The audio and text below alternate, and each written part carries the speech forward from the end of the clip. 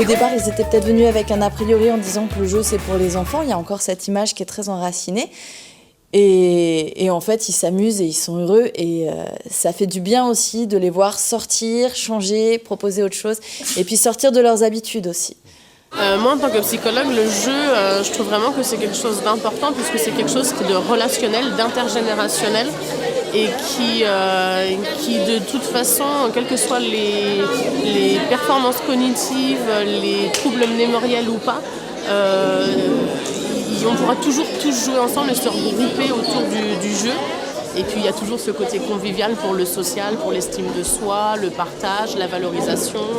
Le jeu, c'est un des supports de lien, un des moyens d'être en lien avec les autres et par excellence. C'est un des moyens de se regarder, de se jauger, de s'amuser. Parfois on peut jouer seul parce que parfois on a besoin aussi de se retrouver juste à se faire du bien soi et à changer les idées. Que ce soit un jeu de une demi-heure, de 1 heure, de 5 minutes, c'est pas grave. Après, le principal c'est de se retrouver, d'être convivial. Ils peuvent s'entraider et c'est là où le jeu coopératif il trouve tout son sens parce que chez la personne âgée, on peut avoir des groupes avec des gens qui ont des compétences très diverses et du coup, si on est en coopératif, avec un esprit vraiment solidaire, ils vont tous s'entraider et ils viennent pour jouer ensemble. Pas forcément vraiment pour se mesurer les uns contre les autres, c'est pas ça qui les intéresse. À mon avis, c'est plus la solidarité. Le jeu a toute sa place dans les échanges intergénérationnels, dans les échanges en famille. Et on continue à promouvoir cette idée, on essaye de bien le faire sur notre festival.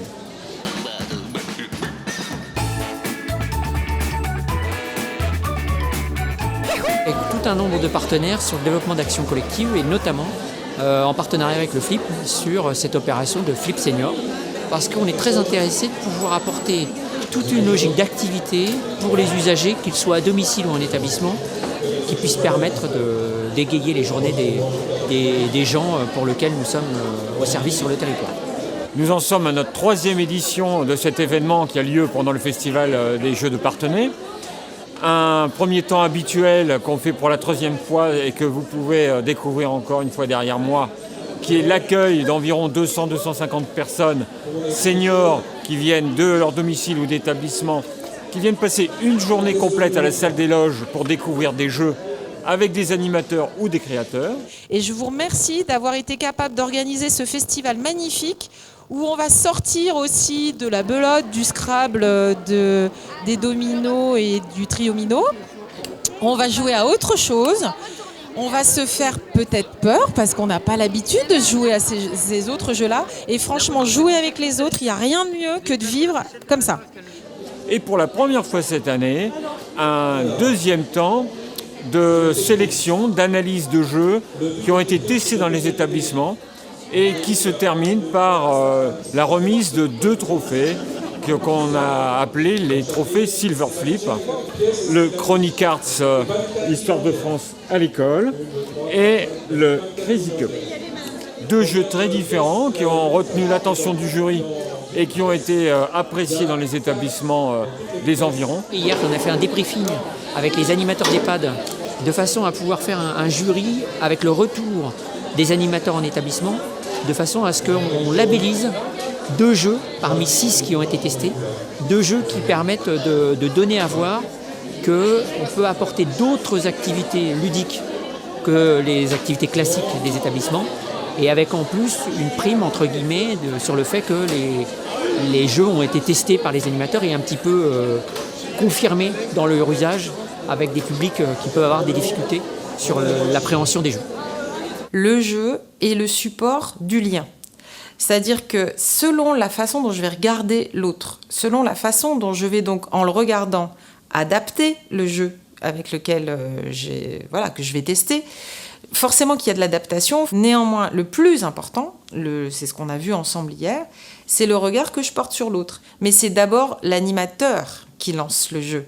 C'est d'abord lui qui, en fonction de lui, comment il se sent épaulé, comment il se sent aidé, que le jeu va fonctionner ou pas. L'usage de jeux qui sont inhabituels permet de renouveler les pratiques, changer les habitudes, mais ça permet aussi de remettre en mouvement des capacités qui n'ont pas mobilisé depuis longtemps. Ensuite, ce qui est important aussi, c'est que ça puisse être des supports à des activités intergénérationnelles. Ça permet aussi d'avoir des possibilités de jouer aussi avec sa famille. Ça, c'est un troisième point important. C'est le premier qui a fini qui sonne. Voilà. C'est un jeu de rapidité. Disons, il y a des couleurs, des belles couleurs, il faut les mettre dans le bon sens. Ouais. Et bon, être le plus rapide possible. Allez, c'est reparti.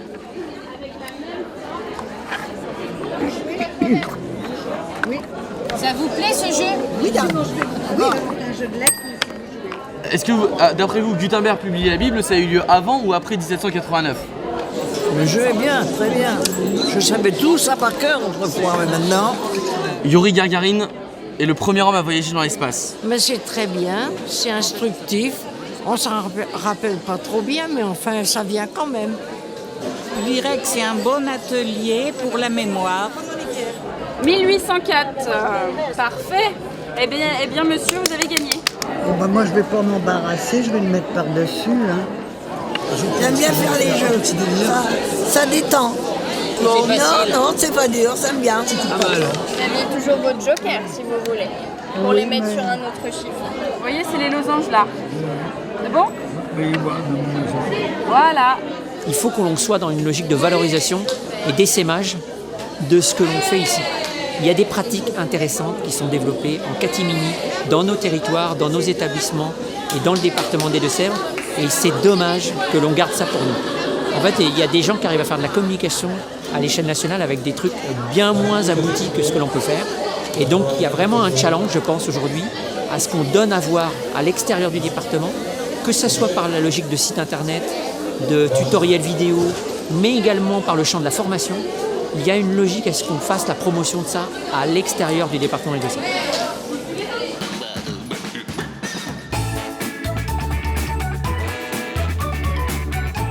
Ce soir, on avait à cœur d'avoir votre avis, d'avoir votre retour déjà sur une première expérience de jeu.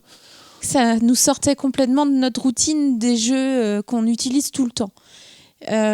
Du coup, on est dans une découverte aussi avec le résident. Donc, on est finalement sur un même terrain. C'est vrai qu'on a un jeu dans les mains, on va prendre la règle. Si on voit que ça ne fonctionne pas avec les résidents, on va essayer de voir comment on peut détourner le jeu éventuellement pour l'adapter. Mais bon, ça demande du temps, quoi. Parce que nous, on a vraiment tous les soirs, on a au moins une douzaine, même, il y a 3 jeux de belote tous les soirs. Il n'est pas question de leur proposer autre chose. Donc, c'est vrai qu'à la limite, peut-être qu'en proposant, peut-être justement de voir qu'on s'intéresse quand même à ce qu'ils aiment, et à côté, dire oui, mais ça serait bien aussi que vous nous aidiez à... Que c'est quelque chose qui égaye leur journée, qui fait partie de leur quotidien, et c'est leurs après-midi en fin de compte. Donc pourquoi pas travailler sur ce domaine-là. Je pense qu'il faut effectivement respecter les habitudes, certaines routines, mais en même temps pour qu'on puisse aider les personnes à entretenir des capacités cognitives un petit peu différentes, voire créer des liens avec d'autres personnes. Il faut aussi être force de proposition tout en étant dans la douceur. Donc, parce que par exemple, j'ai un exemple qui vient d'une personne qui vient au Café Mémoire qui au début allait vers les tables de belote et puis a fini par nous dire moi j'en ai marre, je veux faire autre chose. Voilà. Donc je pense qu'il faut aussi se dire qu'il y a peut-être des personnes qui sont embrigadées dans cette histoire-là et qu'il ne faut pas le négliger non plus. À la crèche, le jeu, c'est le lundi après-midi. On a une après-midi jeu de société avec beaucoup de bénévoles pour qu'il y ait un bénévole à chaque table de jeu, quel que soit le jeu. Et donc, du coup, ma technique pour amorcer des nouveaux jeux, c'est plutôt de former les bénévoles, enfin de leur faire découvrir en amont pour qu'ils aient la possibilité de le proposer aux résidents. Alors, bien sûr, il y a les inconditionnels de la belote. Hein. Voilà, mais il y a les autres. Mais je pense que, voilà, peut-être qu'en restant dans les mêmes critères de jeu, mais effectivement en faisant des variantes ou en faisant des adaptations, on arrive à ouvrir un peu... les habitudes. Je pense que là aussi, c'est une question de temps. Enfin, je pense, ce qu'on a fait, c'est que comme on avait tous nos jeux, quand on sentait que ceux qui étaient présents n'accrochaient pas, on a préféré en essayer d'autres qu'ils aimaient mieux. On n'a pas insisté, je pense. Mais moi, sincèrement, je pense qu'il nous manque une formation avant. Ça veut bien dire qu'il faut qu'on ait plus de temps avant pour que je vous échange les complexités de certains jeux et comment vous pouvez les adapter. Parce que dans vos retours, en fait, j'entends des choses que je ne vous ai pas transmises, sur lesquelles vous auriez pu peut-être vous appuyer pour être plus à l'aise et puis pour justement à être en réussite pour les personnes avec lesquelles vous travaillez, que ce soit en individuel ou en groupe. Et ce qui est important pour pouvoir transmettre justement et puis pouvoir être libéré lors du temps de jeu avec les personnes, c'est de bien se l'approprier avant. Qu'est-ce qui se passe quand même entre les animateurs ou les professionnels et les résidents en termes de confiance pour dire je vous embarque dans un truc nouveau qui, avec toujours, moi j'ai toujours l'écueil et qu'on a dû tous rencontrer et que visiblement on a réussi à éviter, de l'infantilisation du jeu pour gamins et que c'est la couleur rose et que machin. Voilà. Et ça a été quand même bien travaillé pour qu'on puisse faire tous ces retours-là, je trouve. Quand même.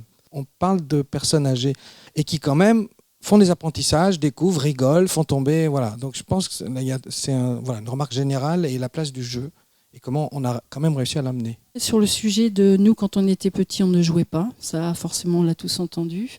Bien sûr que si, ils jouaient, mais ils ne jouaient pas de la même manière. Et ça aussi, c'est quelque chose qu'on peut réveiller, tout simplement. Alors, il faut y aller tranquillement, il faut y aller dans l'écoute de ce qu'ils nous renvoient, et puis partir toujours de ce qu'ils savent et de ce qu'ils renvoient et de ce qu'ils disent pour pouvoir les amener finalement à se rendre compte que s'ils jouaient, et que finalement, ils sont aussi dans le jeu actuellement et que ça a un intérêt. On parle d'apprentissage et de désapprentissage. C'est-à-dire qu'il y a une boucle dans la vie. Quand on est petit, on apprend, on nous apprend. Et quand on est plus vieux, on pense qu'on peut apprendre aux autres, mais aussi, on est aussi dans l'apprentissage, mais aussi dans le désapprentissage, parce qu'il y a des choses qui se perdent avec le vieillissement. Et donc, il y a une boucle au milieu, c'est-à-dire qu'on peut se retrouver au milieu en apprentissage, désapprentissage, réapprentissage. Et nous, on est l'élément moteur de ça. On apprend à apprendre qu'on apprend tout le temps. Et que notre cerveau, il est fait pour apprendre. En fait, on est des absorbeurs d'énergie, d'apprentissage. En fait, on est fait que pour ça. On a tous des compétences, on ne les connaît pas forcément, mais en tout cas on en a tous. Et les personnes âgées comme nous ont des compétences. Donc on peut partir de ça aussi, c'est-à-dire que dans un premier temps on est transmetteur, et les personnes âgées peuvent aussi être des transmetteurs.